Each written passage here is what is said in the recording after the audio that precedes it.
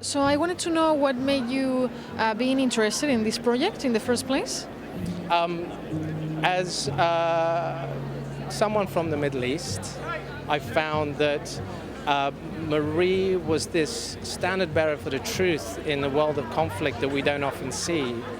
And she was such an extraordinary woman that part of the problem of it was actually how do we take 30 years of someone's life and turn it into a movie. And her commitment to the truth, especially today, where it's fake news, where it's a world where journalists are discredited, journalists are murdered, it felt more timely than ever, the story that we have to tell, that this is what it takes for what can quite easily be discredited as fake news. This is what it takes to deliver real news to people living in their living rooms, connecting the people in their living rooms in the West to people in their living rooms, often in war zones, and the sort of the pain that they're suffering.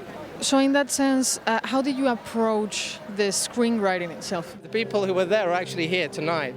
So it was, they were very closely involved in the movie. The historical process was, there was intense research.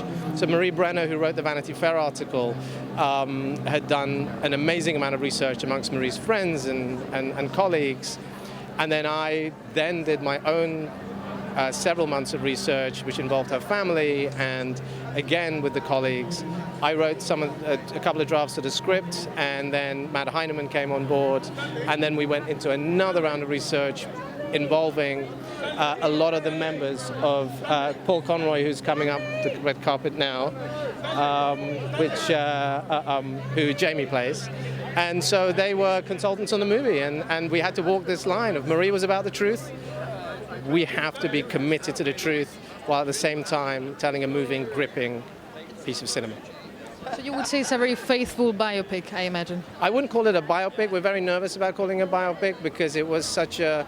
I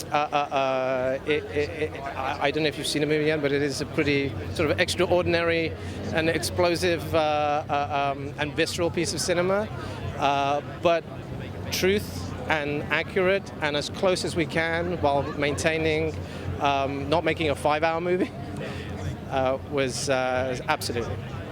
I was first sent the article, I came across it shortly after Marie died, actually, about a year after she died. And we had a sort of an intense period of research where I kind of looked at this incredible woman's life and found her so compelling and so timely in an era where news is fake, governments try to discredit journalists, the American president tries to trash any form of truth in journalism. I think these sort of stories of somebody who was a torchbearer for the truth, I hope in some way we're continuing Marie's legacy in that there is she always wanted to connect the people living in their living rooms in the West to people in their living rooms in war zones, to be able to say, look, it's people at the other end.